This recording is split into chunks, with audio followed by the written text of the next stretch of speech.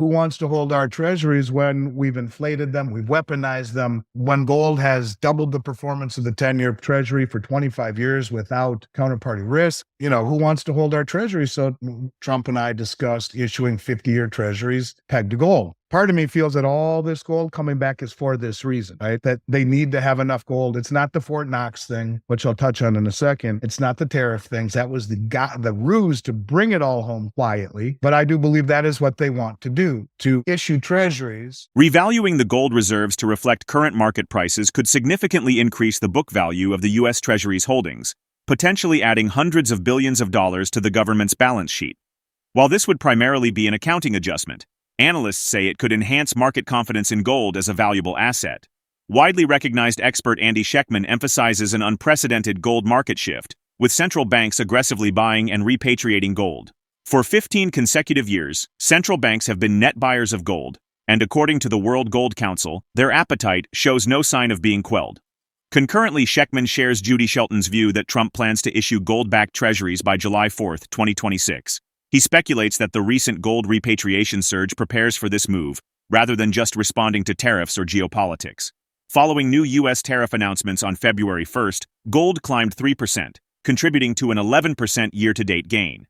After President Trump's first month in office, gold skyrocketed 10%. According to Schectman, Judy Shelton shows concerns over the lack of a U.S. gold audit, rejecting cost and logistics excuses. Fort Knox's massive reserve has reportedly been valued at $425 billion, according to the New York Post, with the rest of the United States' highly sought-after metal being stored in the Federal Reserve Bank of New York. Critics have called for greater transparency regarding the stash after revealing that the top-secret locations are not subject to a yearly audit. Elon Musk has announced plans to conduct an in-person audit of Fort Knox's gold reserves for his cost-cutting operation, the Department of Government Efficiency, or DOGE. In a tweet on February 17, Musk wrote, "Who is confirming that gold wasn't stolen from Fort Knox? We want to know if it's still there." Regarding the gold revaluation account, Schectman notes that central banks hold gold at outdated values. Analysts like Jim Rickards predict another revaluation, possibly pushing gold to $24,000 or higher. He explains that every $44,000 increase in gold's price would add $1 trillion to the US Treasury. Now we present the clips of Andy Schectman's insights from their recent interview. Before we continue to discuss this, please subscribe to our channel and activate the bell icon for timely updates.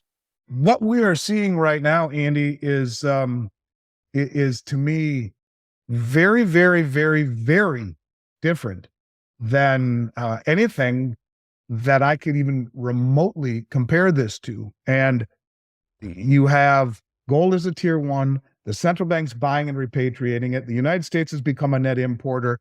The largest deliveries in the history of the COMEX, some of the largest deposits into the COMEX ever. You have London going from T+1 to T+8 weeks.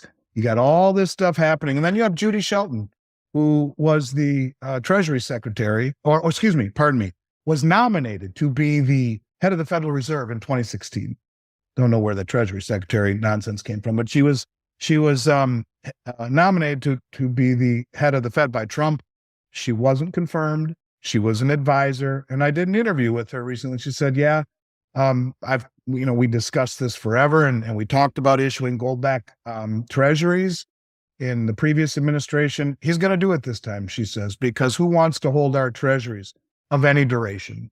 Who wants to hold our treasuries when we've inflated them, we've weaponized them, when gold has doubled the performance of the 10-year treasury for 25 years without counterparty risk? Who wants to hold our treasuries? So Trump and I discussed issuing 50-year treasuries pegged to gold. Part of me feels that all this gold coming back is for this reason, right? That they need to have enough gold. It's not the Fort Knox thing, which I'll touch on in a second. It's not the tariff things. That was the ruse to bring it all home quietly. But I do believe that is what they want to do, to issue treasuries backed by gold. Judy Shelton said to me, "Andy, there's a high probability in my mind she'll run the Federal Reserve next year when Powell's, at the very least, I wouldn't be surprised to see her on the Board of Governors, but she said he'll issue them July 4th, 2026. Okay. The 250th year anniversary of the United States. as a way to establish credibility. She said to me, look, it is my belief July 4th, they're coming out, 2026. And so, I said to her, Judy, this was a month ago, long before they were talking about Fort Knox. I said, why haven't they audited the Fed's gold? And she says, well, it's stupid that they haven't. She said, that they always say price is too high.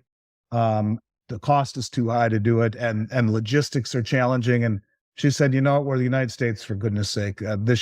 We should spend a few $1 million. We should get this done. And now you see that they will. Hopefully they do a real audit rather than trust the seals that are on there. That there's been some great work. I think it was by Jan Nieuwenhuis, who's talked about investigative journalism and Freedom of Information Act that says those seals should definitely be questioned because the seals had been broken several times.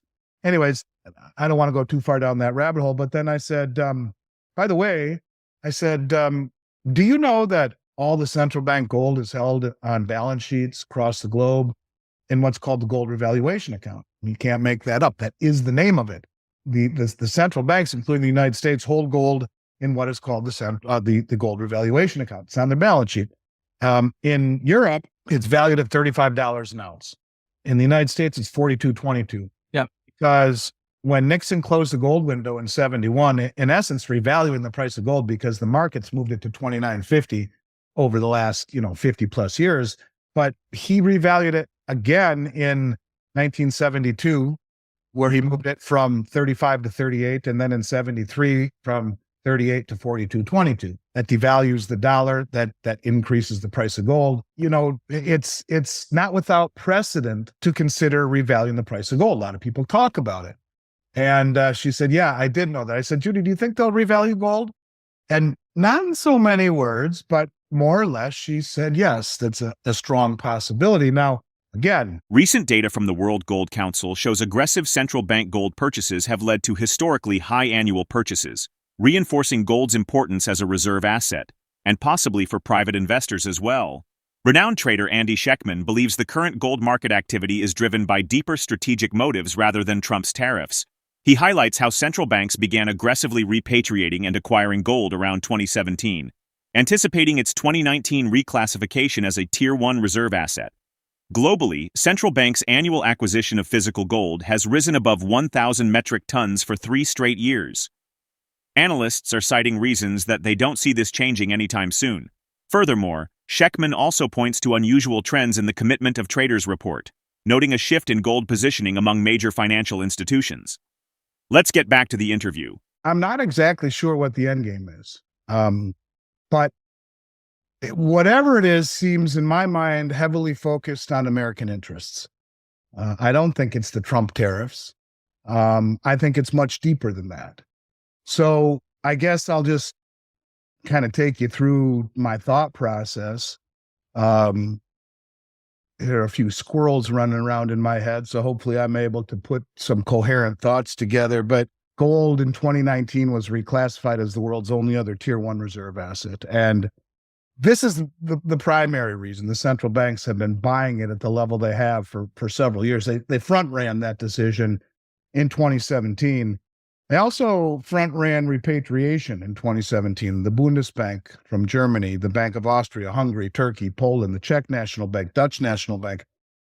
Back then, they all repatriated their gold in 2017 from the Bank of England, which gave direct access, not all of it, but most of their gold, these countries, from the Bank of England, which always gave direct access to the LBMA, and from the Federal Reserve Bank in New York, which gave direct access to COMEX. So that was very unusual, right? Because up to 2017, we were seeing banks sell precious metals, sell gold in favor of interest-bearing instruments like US Treasuries. In 2018, those same banks bought more gold as a group than they did in the previous 60 years combined. Very intriguing, to say the least. And then in 2019, those numbers doubled. So they went from net sellers to massive net buyers in 2 years and taking the unorthodox step of repatriating their gold. And then the BIS in 2019, the Bank of International Settlements, the most powerful bank in the world, known as the central bank, just coincidentally, reclassified gold as the world's only other tier one asset. Now, obviously, it wasn't coincidental. This is a big boys club. And if you're in the club, you know, and they front ran what was coming, part of the Basel III regulations, which from that point forward, I was hyper-focused on gold acquisition by the central banks, the formation of BRICS and the de-dollarization.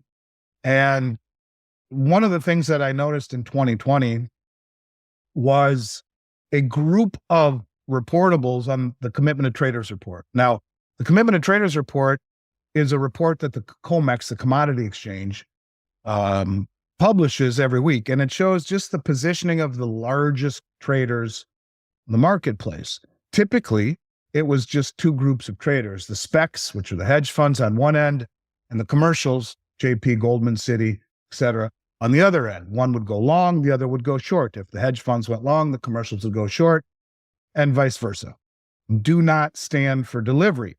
Typically, they're used to offset risk. If I have 1,000 of these in my warehouse, let's say I have 5,000 of these gold eagles in my warehouse, I don't want to speculate that the price of gold doesn't eviscerate my ability to not only make a profit, but even potentially put me out of business by market fluctuations. So if I have 5,000 gold eagles in my warehouse, I will sell 5,000 ounces of gold on COMEX.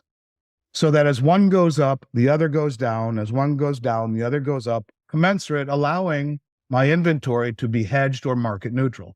With economic and geopolitical instability continuing to shape global markets, central banks are likely to maintain their aggressive gold buying strategy well into 2025. Investors must decide whether diversifying with gold makes sense for their financial goals. If gold is being repositioned as a cornerstone of financial stability, how might this impact the US dollar's dominance and global monetary policies in the years ahead? Drop your thoughts in the comment section below. If you find this video informative, don't forget to support our channel and turn on notifications to stay informed about our latest videos. See you in the following video.